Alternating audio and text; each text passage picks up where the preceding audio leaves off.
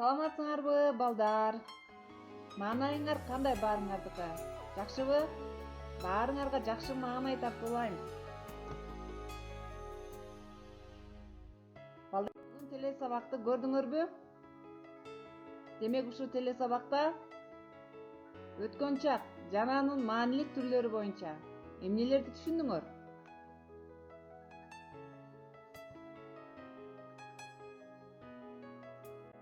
Өткөн чак боюнча мен силерге дагы бир сыйра кыскача маалымат берип өтөйүн. Анда кулак төшөп отургула.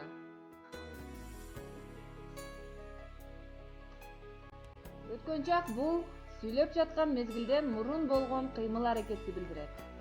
Мисалы, эжем дайыма комуз чертчү.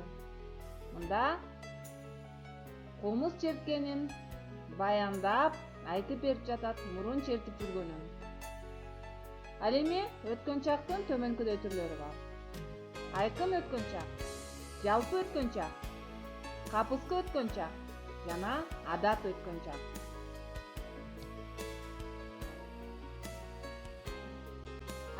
Айкын өткөн чак Д мүчөсү аркылуу жасалат. Мисалы, атам жумуштан келди. Капыска өткөн чак ыптыр мүчөлөрү аркылуу жасалат. Мисалы, атай Москвага кетиптир. Ал эми жалпы өткөн чак ган мүчөсү аркылуу жасалат. Мисалы, эртең менен Аким мектепке барган. Ал эми адат өткөн чак чуу мүчөлөрү аркылуу жасалат экен. Мисалы, атам дайыма бизге насаат сөзүн айтчу.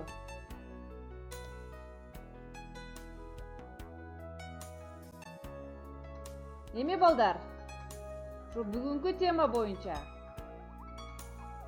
төмөндөгү суроого туура жоопту белгилегилечи. Берилген сүйлөмдөгү этиш сөздү таап, өткөн чактын кайсы түрү экенин белгиле. Мисалы, Алина шаарга кетиптир. Мына ушул сөздөн этиш сөздү табасыңар жана этиштин кайсы кылчагы, кайсы кылчактын кайсы түрү экенин белгилеп, анан дептериңерге жазып, мага жөнөтөсүңөр.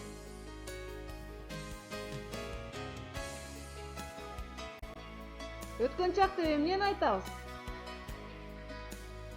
Өткөн чактын түрлөрүн ата. Айкын өткөн чак кайсы мүчө аркылуу жасалат? Капыска өткөн чак кайсыл мүчөлөр аркылуу жасалат?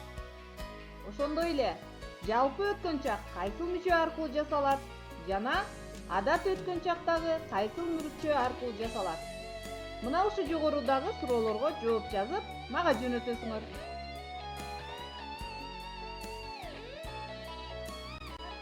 Ушуну мен силер менен коштошом. Кийинки сабактан көрүшкөнчө сак саламатта тургула.